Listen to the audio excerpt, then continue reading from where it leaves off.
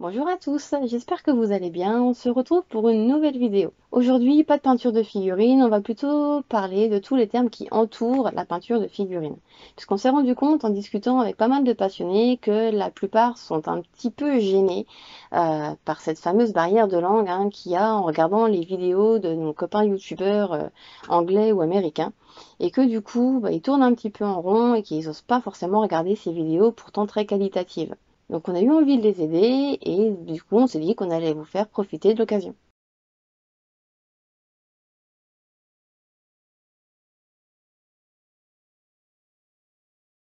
Donc par avance, je m'excuse pour mon accent anglais qui est pas franchement terrible, mais malheureusement ça va être un passage obligé.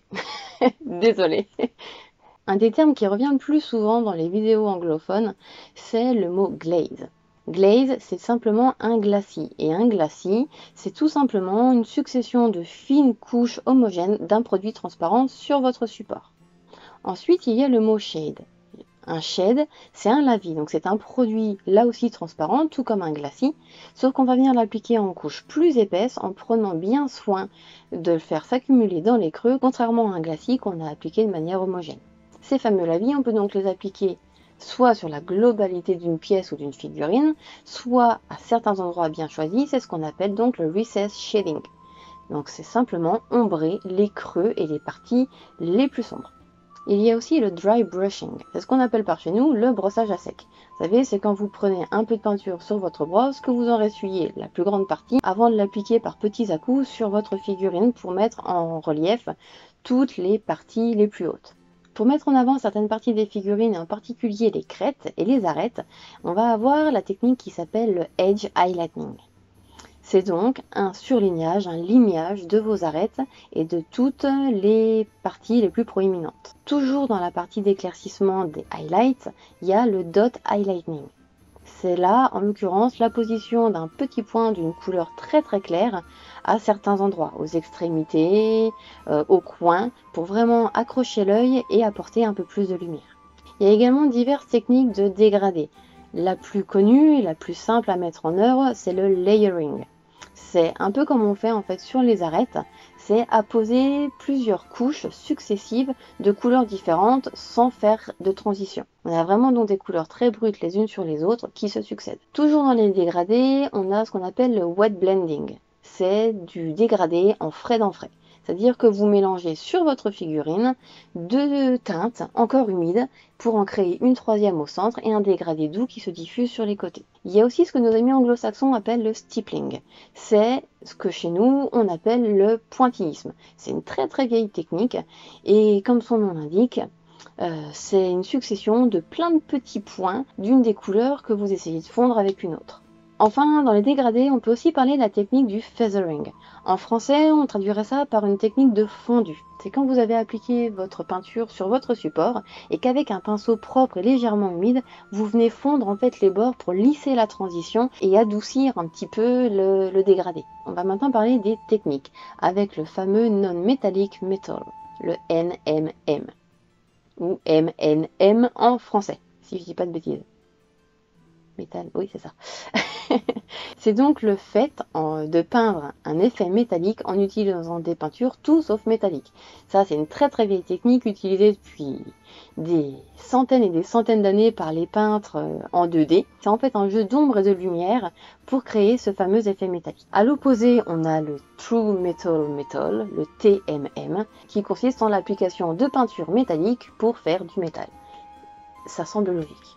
On a aussi le fameux OSL. Object Source Lightning ou One Source Lightning.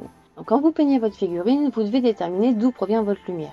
Généralement, on l'a fait qui provient d'en haut, c'est ce qu'on appelle un éclairage zénital.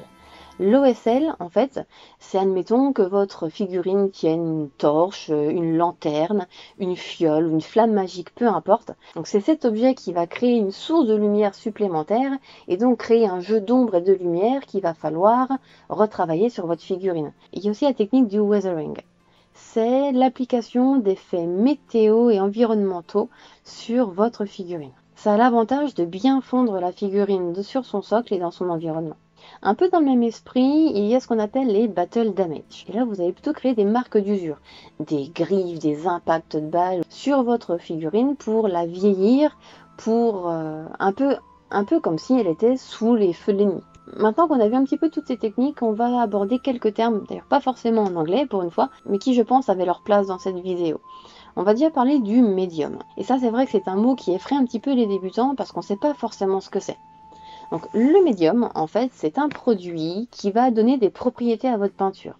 C'est vrai qu'on s'en sert énormément pour faire des lavis et des glacis pour donner de la transparence à la peinture. C'est pas sa seule utilité. Avec le médium approprié, par exemple, vous pouvez rendre une peinture mate brillante et vice versa. L'énorme avantage du médium aussi, c'est que ça retarde le séchage de la peinture. Et quand on sait que les peintures acryliques sèchent excessivement vite sur nos figurines, c'est vrai que c'est super intéressant. Donc dans l'ensemble, le médium va quand même nous servir pas mal à diluer nos peintures, mais il ne sert pas qu'à ça, je vous en dirai un peu plus dans une prochaine vidéo. On va maintenant parler d'un outil pour lequel j'étais hyper sceptique, et dont je ne me lasse plus et que j'utilise tous les jours, c'est la palette humide ou la wet palette en anglais.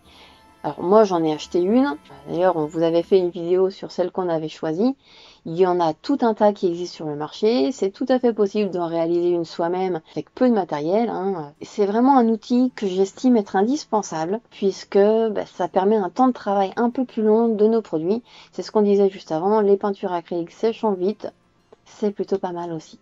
Et pour finir, on va s'intéresser un petit peu plus près à l'anatomie de nos pinceaux. C'est vrai que dans la plupart des vidéos qu'on peut trouver sur internet, on nous dit de faire attention à ne pas laisser monter la peinture jusqu'à la virole, mais on ne nous explique pas forcément ce que c'est. La virole, c'est la partie qui se situe entre le manche du pinceau et ses poils. Donc c'est cette partie métallique, ce cerclage, qui emprisonne les poils sur notre manche. On parle aussi beaucoup du réservoir. Le réservoir, c'est la partie bombée qu'il y a entre la pointe du pinceau et la virole.